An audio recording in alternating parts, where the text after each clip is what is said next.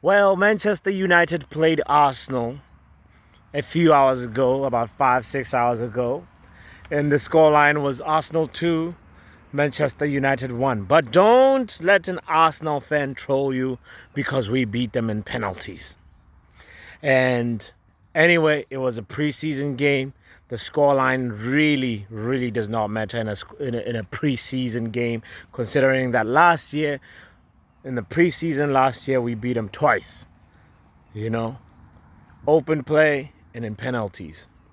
But there's something that's very important that's there for us to take away from this game, because preseason is really an opportunity to really test some of the coaching ideas that the coaching staff is trying to advance, and also look at how the players are looking in terms of confidence, fitness level, and also the patterns that they're trying to chemistry that they're trying to build together.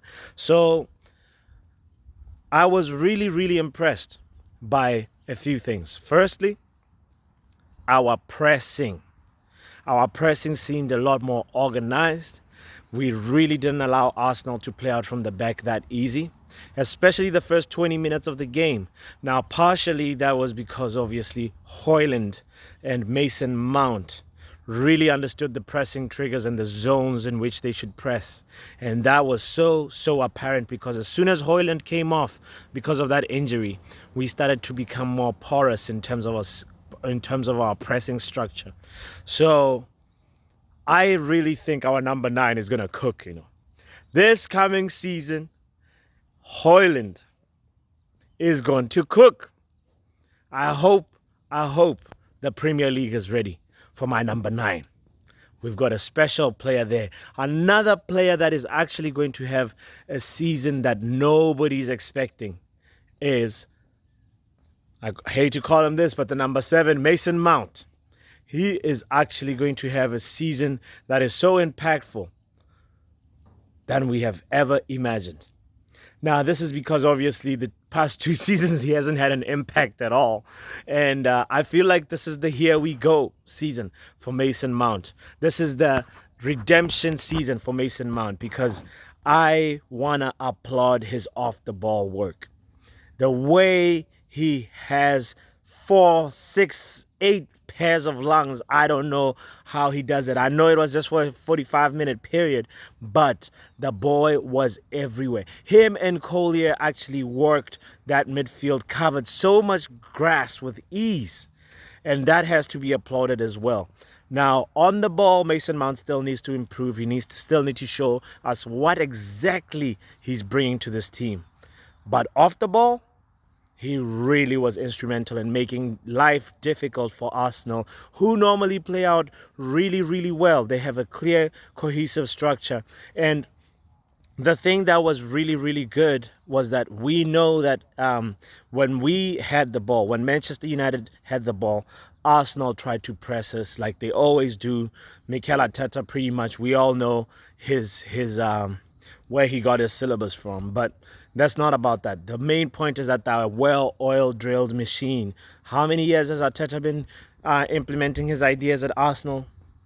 7, 8.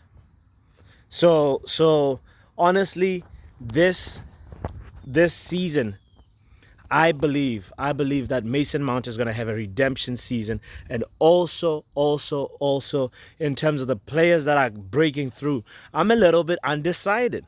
I keep thinking it's going to be Collier's breakout season, but then we have another gem, I have to tell you about this boy called Harry Amass. He is a massive piece in Manchester United fullback options.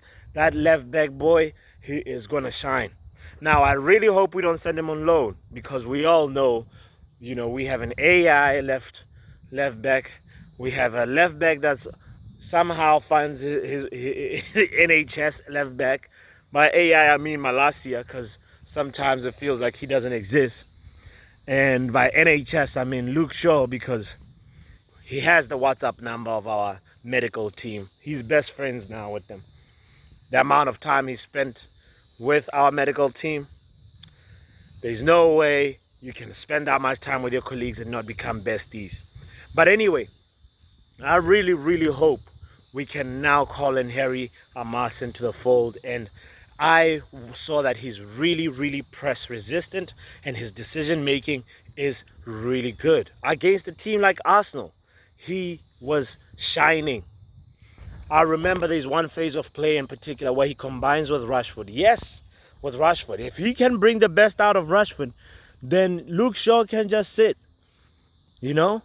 He actually combined so well with Rashford and then ended up finding, I think, Hannibal. It was a very, very, tight space situation where Arsenal were pressing really well.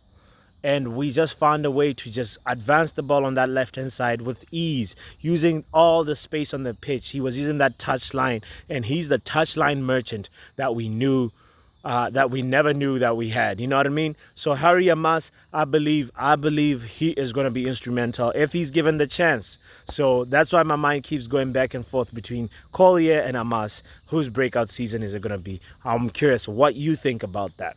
Another impressive thing to pick up from that game is the fact that Andre Onana, he's trying to figure out really, really how to help us with the numerical advantage when we have the ball. And it's starting to show. There was a very, very few moments where, he came off his line. He was outside the box, contributing to the numerical advantage of being out there and not putting your team in jeopardy.